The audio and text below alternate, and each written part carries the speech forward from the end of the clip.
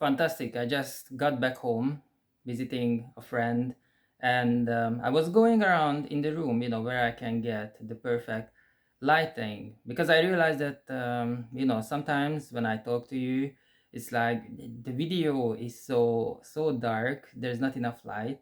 And right now it's lunchtime, so I didn't have to turn on any lights. I'm using the natural light, what comes through the window. But right now, even though it's summer, even though it's August, and you can walk around in short sleeve shirts and in shorts, trousers, short trousers, it's still, we got a very gray sky here. Probably not enough to, make a decent looking video for you. But today there is so many things I like to talk about. And right now I'm in a room which is echoing a little bit. I don't know why. There's furniture here, there are lots of books on the floor, and I don't know why where this echo coming from. I remember we just recently moved the house, and when we basically stripped off the previous room from everything, we moved the furniture, we moved the chairs, we moved out obviously all sort of things that belong to us and needed to be moved to the new place. The room was echoing, and I find it very funny at the time, because for me, this echo, when a room, makes this echo when I'm talking to you, or someone on a video call, on a video chat or Zoom, and the room is echoing, it means that a chapter is actually closing down and we're moving to a new one. I cannot even count how many places I live because I was renting. Sometimes I was moving like every 2 3 months. Sometimes sometimes we stayed longer. There was always something going on. And this is the thing when you renting in a big city.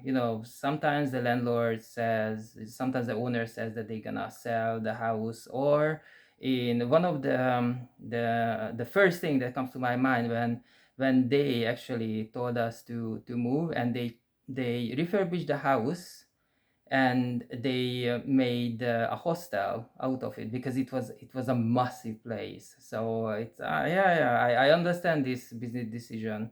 Probably it's much better. So yeah, and you know why I'm talking to you about that particular house that they made it into a hostel, an Airbnb for like 40 people, because it was so huge. And I had one of the biggest garden at the back, which was absolutely wonderful. There was always barbecue there. There was always people, my flatmates who were students. They were inviting their classmates there. At one point, there were 17 people camping out in my garden. And the reason I'm talking about this, because I was back to that place. That area is Stratford, and it's very very famous because in 2011 2012, that was the place for the London Olympics, and I was actually working in the Olympic Village, and I will never forget. I remember every single day, every single minute, because it was absolutely wild. Even if you live in London, and you get used to the crowd and the queue stretching out for 50, 60, 70 meters. That's absolutely nothing when you need to describe how was the life at the time of the Olympics. But it was very interesting, and I have only good memories.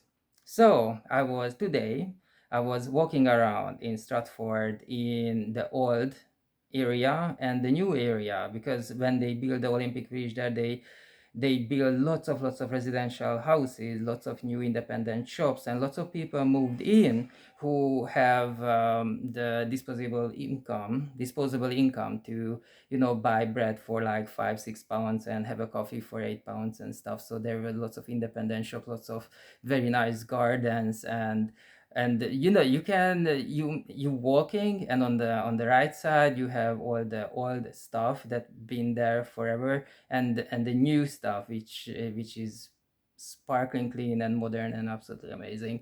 And it was good to be back. It was absolutely good to be back, because I have so much memories, especially when I look at the bus station, because Stratford is actually, they moved the map. I remember they moved the map, because it used to be zone 3. Now it's zone 2, zone 3. They moved the map now.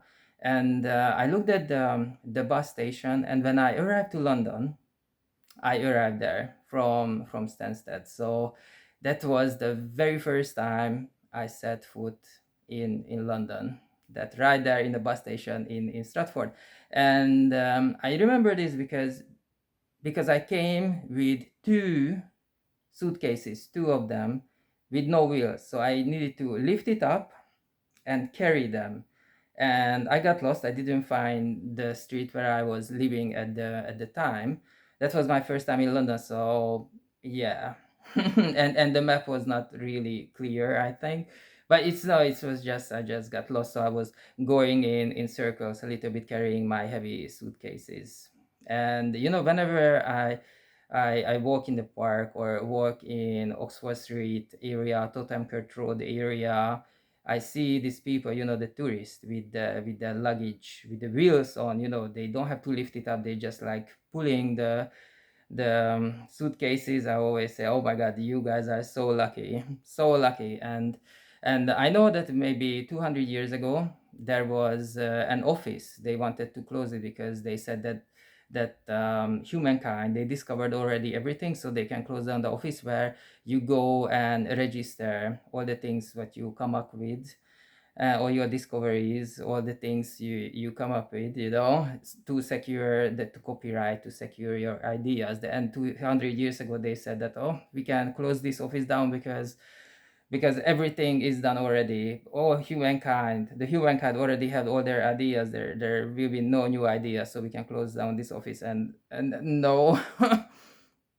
Because if I need to think of this, the very first thing that comes up when first time I set foot in London, in Stratford bus station, and I needed to carry my luggages because there was no wheel on it at all. Good times.